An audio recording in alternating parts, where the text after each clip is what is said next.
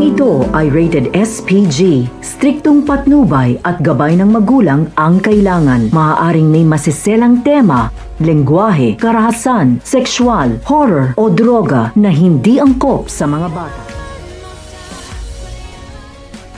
Tutulungan ni Carlos sina Moira at Zoe para protektahan ang kanilang lihim kahit kikitil pa siya ng buhay ng tao.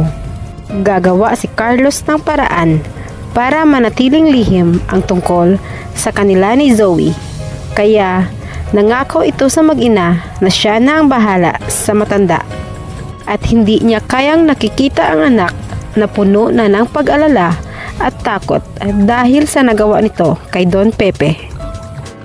Kahit hindi pa siguradong makaka-recover kaagad si Don Pepe at maturo kung sino ang may gawa sa kanyang pagkakahulog, ay kinakailangan na niya itong patahimikin bago mahuli ang lahat at mabubuko pa silang lahat. Habang bumibisita siya sa kwarto ng matanda, ay kinausap niya ito at sinabihan na sana hindi na lang nito nalaman ang kanilang sekreto. Hindi na sana magugulo ang kanyang buhay. At hindi nito alam ay narinig ng matanda ang kanyang sinasabi. Hindi alam ng doktor na unti-unting nagkakamalay si Don Pepe nang minsang dalawin ito ng apong si Annalyn.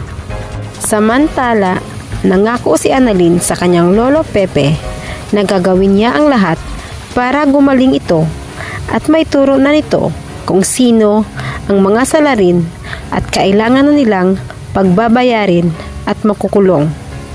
Bigla namang natigilan si Annalyn nang pisilin ni Don Pepe ang kanyang kamay. At iisa lamang ang ibig sabihin nun, na narinig siya ng matanda. Kaya masaya niyang ibinalita sa kanyang tatay at tita Giselle na unti-unti nang nagkakamalay ang kanyang lolo, na siya namang ikinatakot ni Moira at Zoe. Sa kabilang banda, may magandang balita ang mga pulis sa magkapatid na Giselle at Robert na makakahanap na sila ng ebidensya at may maituro ng salarin maliban kay Balahadja na patay na. Makakakuha na sila ng mga fingerprints mula sa mga medical supplies na nakita sa warehouse, na siyang labis na ikinabahala ni Zoe pagkarinig sa mga sinabi ng pulis. Dahil tiyak na may naiwan siyang fingerprints doon nang minsang gamutin niya si Don Pepe. Habang si Moira naman ay inimbitahan ng mga pulis sa presinto. Nagulat siya nang biglang lumapit sa kanya ang mga pulis at kinakabahan na ito na baka makikitaan siya ng mga butas ng mga pulis. Ngunit dahil sadyang tuso itong si Moira, ay malulusutan pa rin niya ang mga paratang ng mga ito. Magagawa kayang protektahan ni Carlos si Zoe laban kay Don Pepe? O si Moira kaya ang gagawa ng paraan para tuluyang manahimik ang matanda?